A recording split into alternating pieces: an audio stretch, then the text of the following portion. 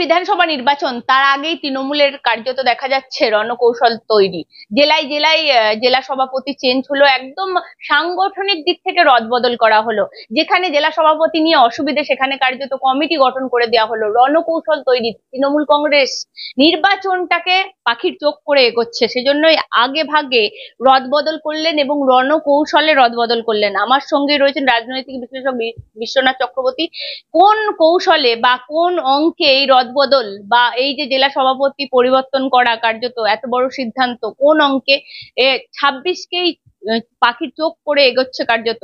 আমি বলছি, যেখানে বিজেপি অপারেশন সিঁদুর নিয়ে তেরঙ্গা যাত্রায় ব্যস্ত, সেখানে কিন্তু তৃণমূল কংগ্রেস তাদের সাংগঠনিক দিক থেকে মজবুত করার জন্য এখনই মাঠে নেমে পড়েছে। কারণ তাদেরকে নির্বাচনটা জিততে হবে, তাদেরকে ক্ষমতায় থাকতে হবে, তাদের এইটাই প্রধান লক্ষ্য।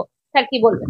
একেবারে সুন্দর তুমি একটা ভূমিকা দিলে, যে বিজেপি যখন তিরঙ্গা যাত্রা নিয়ে ব্যস্ত, অন্যান্য রাজনৈতিক দলগুলো তাদের মতন কর্মসূচি পালন করছে। সারা রাজ্যে আমি দেখতে পাচ্ছি যে তৃণমূল ছোট ছোট সভা করছে। আর দেরিতে, অনেক দেরিতে অভিষেক বন্দ্যোপাধ্যায় গত 21শে জুলাই জনসভাতে, ধর্মতলার জনসভাতে ঘোষণা করেছিলেন যে তৃণমূলের রদবদল করা হবে পারফরমেন্সের ভিত্তিতে। তৃণমূলের রদবদল করা হবে, সেখানে কেবলমাত্র যারা ভালো কাজ করেছেন, যারা দলকে লিড দিয়েছেন, জয়ী করেছেন, তাদেরকেই কেবলমাত্র নেতা করা হবে বা বিভিন্ন সাংগঠনিক কমিটিতে রাখা হবে। মানে আসলে অভিষেক বন্দ্যোপাধ্যায়ের ফর্মুলাটা কার্যত বলা যায় যুব তৃণমূলের পক্ষে চলছিল। মমতা বন্দ্যোপাধ্যায় কিন্তু আমি তোমায় বলছি যে এই জিনিসটাকে খুব ভালো চোখে নেয়নি। আইপ্যাকের তৈরি মানে যে কমিটি, মানে খসড়া কমিটি বা তোমার গিয়ে অভিষেক বন্দ্যোপাধ্যায় যে কমিটি তৈরি করেছিল, সেই কমিটি কিন্তু মমতা বন্দ্যোপাধ্যায় শেষ পর্যন্ত গ্রহণ করেনি। এবং তারপরে কিন্তু যে কমিটি মানে জন্য আমরা অপেক্ষা করছিলাম, সেটার জন্য 1 বছর কার্যত সময় লাগলো। এবং শেষ পর্যন্ত কিন্তু তুমি যদি লক্ষ্য করো, সেটাও পূর্ণাঙ্গ কমিটি নয়। এবং যে কমিটি তুমি পেলে, মানে তৃণমূল কংগ্রেসের নেতারা পেল, সেখানে কিন্তু কেবলমাত্র জেলা কমিটিকেই কিছু পরিবর্তন করা হয়েছে। রাজ্য কমিটি পুরনোরাই রয়ে গেছে, তার সাথে যুক্ত করা হয়েছে। আর এখনো কিন্তু তোমাকে ব্লক কমিটি তৈরি করা হয়নি বা অঞ্চল কমিটি তৈরি করা হয়নি। এবং ইতিমধ্যেই কিন্তু জেলা স্তরে বিভিন্ন নেতাদের মধ্যে একটা ক্ষোভ, অসন্তোষ দেখা দিয়েছে। সবচেয়ে বড় যে বৈশিষ্ট্যগুলো এই রদবদলে ধরা পড়েছে, সেটা হলো অনুব্রত মণ্ডল, যিনি সভাপতি ছিলেন বীরভূমের, যাকে জেলের মধ্যে থাকাকালীনও বিরোধীরা বলা সত্ত্বেও কিন্তু তাকে সভাপতি রাখা হয়েছিল, সেই অনুব্রত মণ্ডলকে বীরভূমের জেলা সভাপতি পদ থেকে সরিয়ে দিয়ে কোঅর্ডিনেশন কমিটি রেখে কাজল শেখের গ্রুপকে কার্যত মর্যাদা দেওয়া হলো। একদম তাবর নেতৃত্ব, উত্তর কলকাতা যার গড়, কার্যত সবাই চোখ বন্ধ করে বলে সুদীপ বন্দ্যোপাধ্যায় ছাড়া উত্তর কলকাতা মানে মানা যায় না, তাকেও সরিয়ে দেওয়া হলো। কার্যত একটা কমিটি গঠন করে দেওয়া হলো, যার ফলে কুণাল ঘোষ বললেন মুকাম্ব খুশ হওয়া। প্রথমে বলবো যে কুণাল ঘোষ যে মুকাম্ব খুশ হওয়া বললো, তুমি যদি মানে বই সিনেমাটা দেখে থাকো মিস্টার ইন্ডিয়া, মুগাম্বু চরিত্রটা কিন্তু নেগেটিভ চরিত্র। মানে মুগাম্বু খুশ হওয়া মানে কি ধ্বংস খুশ হলো, মুগাম্বু খুশ হওয়া মানে অন্যায় খুশ হলো, মুগাম্বু খুশ হওয়া মানে মিসাইল দিয়ে মুগাম্বু ধ্বংস করতে চেয়েছিল যে সমাজ ব্যবস্থাকে বা রাষ্ট্র ব্যবস্থাকে, তার খুশ হওয়া।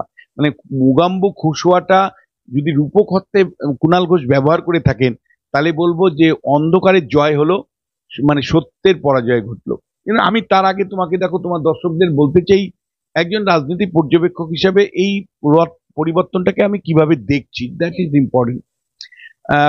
বীরভূম দিয়ে আমি শুরু করছি যে বীরভূমে অনুব্রত মণ্ডল যখন তিহার জেলে কয়লা এবং গরু দুর্নীতির জন্য, তখন কিন্তু অনুব্রত মণ্ডলকে সভাপতি পদে রেখে দেওয়া হয়েছিল।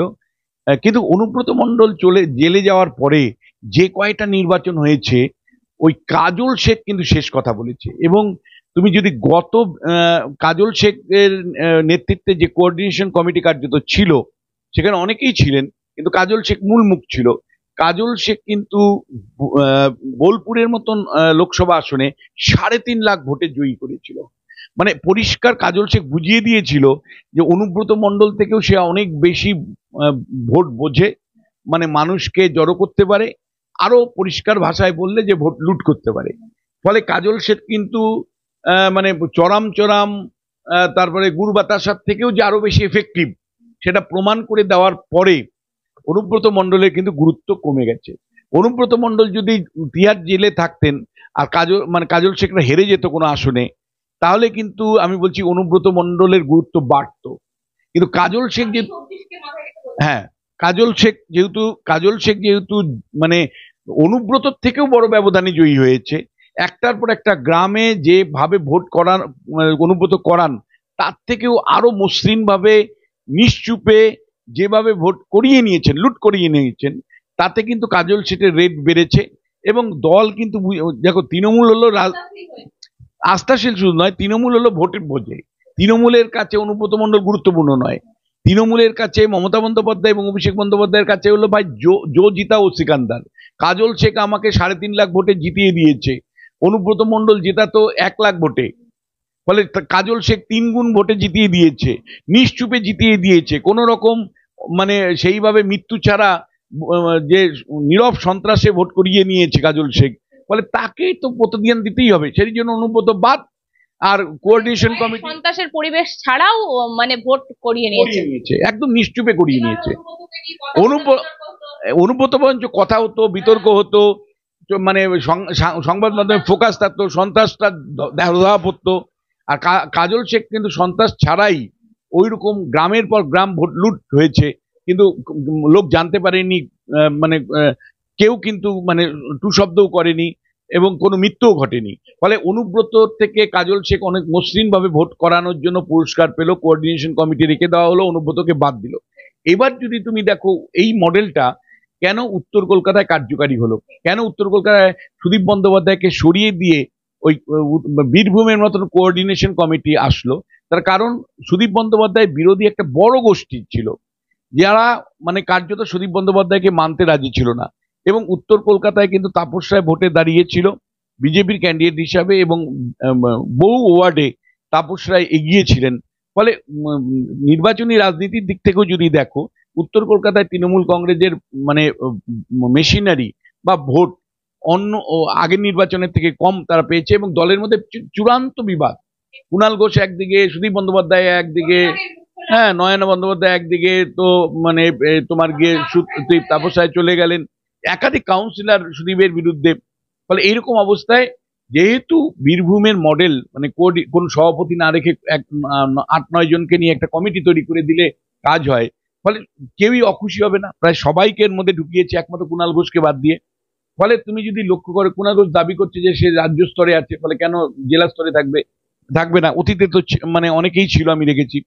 কিন্তু আমি তোমায় বলছি যে একটা বীরভূমের সফলভাবে যে মডেল কোঅর্ডিনেশন কমিটি চলছিল, সেই কোঅর্ডিনেশন কমিটি উত্তর কলকাতায় এলো সভাপতির পরিবর্তে সুদীপকে সরিয়ে রেখে। এইখানে একটা শুধু ছোট্ট কথা আমি বলতে চাই, এই যে কুণাল ঘোষ, কারণ উত্তর কলকাতা মানে কুণাল ঘোষ বারবার বিভিন্ন রকম মন্তব্য করেন, তো কুণাল ঘোষ কার্যত সরিয়ে দেওয়া হলো, কুণাল ঘোষকে এই কমিটির মধ্যে রাখা হলো না, কিন্তু তিনি তো সব থেকে বেশি সুদীপ বন্দ্যোপাধ্যায়ের বিরুদ্ধে সরব হয়েছিলেন, প্রকাশ্যে মুখ খুলেছিলেন। তাহলে কি কোথাও কুণাল ঘোষের থিওরি কাজ করলো? তিনি বললেন আমি বাইরে আছি, ঠিক আছে, কিন্তু একটা কমিটি হোক, সভাপতির পদ থেকে উনাকে সরাতেই হবে, এইরকম কুণাল ঘোষের থিওরি শেষমেশ কি কাজ করলো? কুণাল ঘোষ অবশ্যই সরব ছিলেন, কুণাল ঘোষের থিওরি কাজ করেছে আমি বলবো। এবং একই সাথে মানে তৃণমূলের অনেক নেতা, কিন্তু একজন নেতা না, একাধিক মানে কাউন্সিলর এমএলএ যারা সুদীপের বিরোধী ছিলেন, তাদের প্রত্যেকের কথা মাথায় রেখে মমতা বন্দ্যোপাধ্যায় যেটা করলেন সেটা হলো সবাইকে কমিটিতে রাখলেন, সবাই প্রায় সভাপতি হয়ে গেল। ফলে যেটা ঘটলো সেটা হলো অ্যাকোমোডেশনের মাধ্যমে একটা বিদ্রোহকে ধামাচাপা দেওয়া হলো। এবার কুণাল বাইরে রয়ে গেল। দুটো কারণ হতে পারে, একটা হলো সাধারণ সম্পাদক যেটাও দাবি করছে যে আমি সাধারণ সম্পাদক, সুতরাং আমি কেন জেলাতে ঢুকবো, কিন্তু অতীতে তো এই ধরনের নেতারা অনেকেই জেলাতে ছিলেন।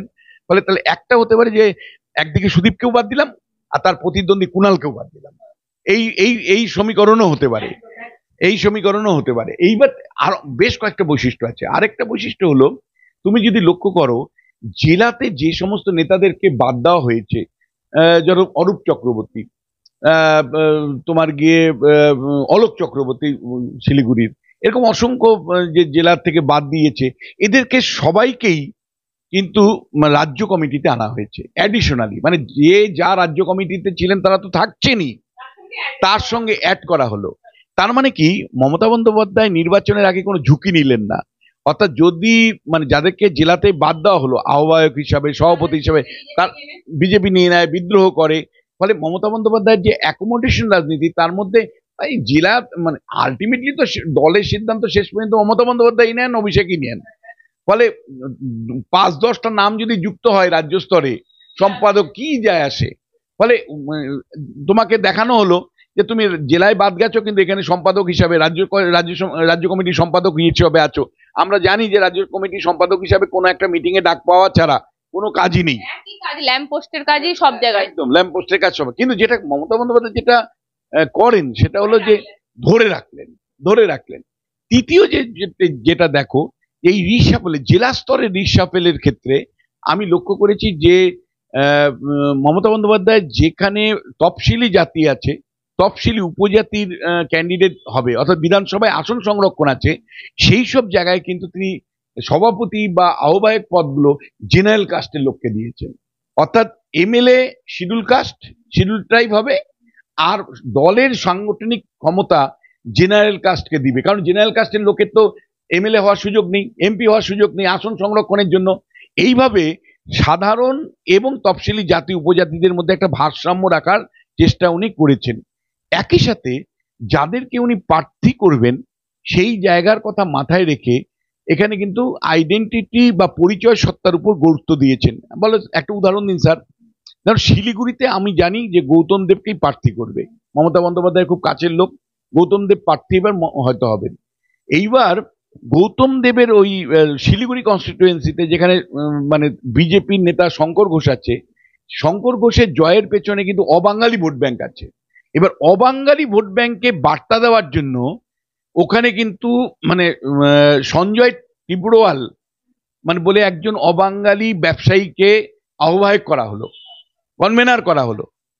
তার মানে পরিষ্কার শিলিগুড়িতে কনভেনার কাকে করা হলো? একজন অবাঙালি মুখকে করা হলো, সঞ্জয় টিবরিওয়াল, যাতে অবাঙালি ফেসটাকে সামনে রেখে অবাঙালি ভোটটা পাওয়া যায়। এইভাবে তুমি যদি লক্ষ্য করো বিভিন্ন কনস্টিটিউয়েন্সিতে কিন্তু রাজনৈতিক সমীকরণকে ভীষণভাবে গুরুত্ব দিয়েই কিন্তু তারা এই কাজটা করেছেন। একেবারে আমি তো বারবার বলছি যে এই জায়গাটা করা হয়েছে। একই সাথে তুমি যদি লক্ষ্য করো একমাত্র মহুয়া মৈত্র বাদ দিলে, মহুয়া মৈত্রের ক্ষেত্রেই ব্যতিক্রম, যাকে তোমার গিয়ে কৃষ্ণনগরে ওখানে জেলা সভাপতির দায়িত্ব রাখা হয়েছে। তাছাড়া সমস্ত এমপি যারা ছিলেন সেই এমপিদেরকে কিন্তু জেলার দায়িত্ব থেকে অব্যাহতি দেওয়া হয়েছে। যেরকম অরূপ চক্রবর্তী বাঁকুড়ার জেলা সভাপতি ছিলেন, তাকে কিন্তু অব্যাহতি দেওয়া হয়েছে। এরকম বিভিন্ন জায়গায় অব্যাহতি দেওয়া হয়েছে। আর নতুন যে তুমি যদি দেখো তাহলে একেবারে এমপি, হ্যাঁ, কিন্তু মানে আমি তুমি বলছি যে ব্যতিক্রমী ভাবে মানে হ্যাঁ ঢুকানো হয়েছে। আর বেসিক্যালি হলো মানে এমপিদেরকে কিন্তু মানে ওখান থেকে অব্যাহতি দেওয়া হয়েছে। মানে আরেকটা জিনিস তোমাকে আমি বলছি যে একই সাথে তুমি যদি লক্ষ্য করো তাহলে দীর্ঘ টালবাহানার পরে অভিষেক বন্দ্যোপাধ্যায়ের 50% আর মমতা বন্দ্যোপাধ্যায় 50%, মানে 50-50 রেশিওতে ভাগ করা হয়েছে। তুমি যদি দেখো মানে একতরফা ভাবে মমতা বন্দ্যোপাধ্যায়ের আনুগত্যপূর্ণ লোকরাই পেয়েছে কথা বলতে পারবো না, আবার অভিষেক বন্দ্যোপাধ্যায়ের সব লোক পেয়ে গেছে সেটাও বলতে পারবো না। মানে একটা ব্যালেন্স বা ভারসাম্য অভিষেক এবং মমতা বন্দ্যোপাধ্যায়ের আনুগত্যপূর্ণ লোক যারা তাদেরকে নিয়ে কিন্তু এই কমিটিগুলো গঠন করা হয়েছে। আর আরেকটা জিনিস তোমাকে বলছি একই সাথে, যে সেটা হলো যে অভিষেক বন্দ্যোপাধ্যায় তাদেরকেই রেখেছে, ধরো বসিরহাটে অভিষেকের ঘনিষ্ঠ লোক আছে বা দক্ষিণ চব্বিশ পরগনায় অভিষেকের ঘনিষ্ঠ লোক আছে, মানে যারা নির্বাচনে বিশেষ করে অভিষেকের মানে সেই সমস্ত নেতাদেরকে রেখেছেন যারা রেজাল্ট দিয়েছে। নির্বাচনী ভোট ব্যাংকের যে মেশিনারি যাদের মাধ্যমে ভোট হয় সেই জায়গাগুলো কিন্তু এই ইয়েতে রিসাফেলে কিন্তু মানে তাদেরকেই রাখা হয়েছে। কিন্তু দুটো জিনিস আমি বলবো যে এত টানাপোড়েনের পরেও তৃণমূল কিন্তু একটা পূর্ণাঙ্গ কমিটি গত কয়েক মাস ধরে চেষ্টা করেও পারলো না। এবং একই সাথে তোমায় বলবো যে রাজ্য স্তরে কোনো পরিবর্তন না এনে নতুন সংযোজন মানে দিয়ে মানে খুব মানে কি বার্তা দিল। আমার ছাত্র নাকি চেঞ্জ করবে এরকমও কথা হচ্ছে। এবার আসছি, মানে এটাও এখনো কমপ্লিট করতে পারলো না। মানে ধরো এটা তো বহুদিন থেকে শুনছিলাম সায়নী ঘোষের পরিবর্তে নতুন কোনো যুব সভাপতি আসবে, ছাত্রদের নতুন সভাপতির কথা বলা হচ্ছিল।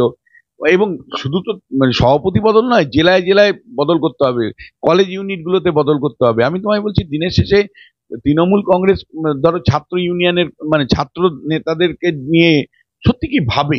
কারণ এই কলেজে তো বছরকে বছর কলেজের ছাত্র নির্বাচন হয় না। মমতা বন্দ্যোপাধ্যায় মানে আরজি করের জুনিয়র ডাক্তারদের সাথে যখন আলোচনায় বসেছিলেন, বলেছিলেন 31শে মার্চের মধ্যে মেডিকেল কলেজগুলোতে ছাত্র ইউনিয়ন নির্বাচন সম্পূর্ণ করবেন, কথা রাখেননি। ফলে ছাত্র কথা কি করে রাখবে? কারণ মেডিকেলের এইগুলোতে তো এখনো পর্যন্ত তৃণমূল কংগ্রেস বিস্তার করতে পারেনি, আরো বিভিন্ন কলেজে এখনো পর্যন্ত তৃণমূল কংগ্রেস ঢুকতে পারেনি। যেখানে আপনার খুব সম্ভবত মনে থাকবে রাজন্না হালদার বলে একজন এসেছিলেন, তাকে যাদবপুরে পাঠানো হয়েছিল, কিন্তু সেখানেও কিছু হলো না।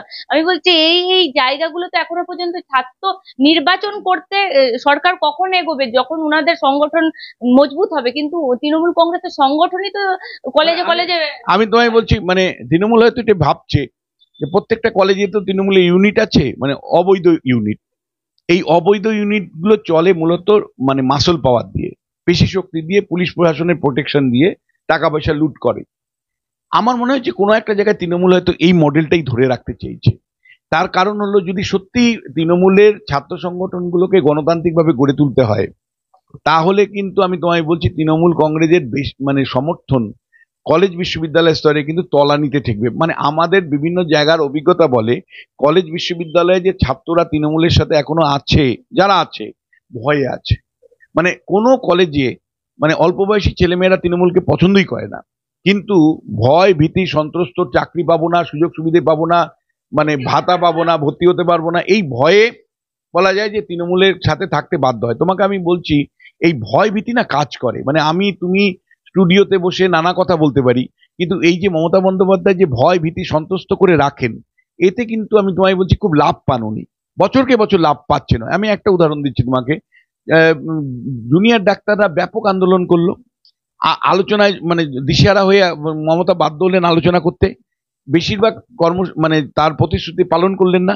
উল্টো এখন কি করছে, জুনিয়র ডাক্তারদের অ্যাপয়েন্টমেন্ট বন্ধ করে দিয়েছে।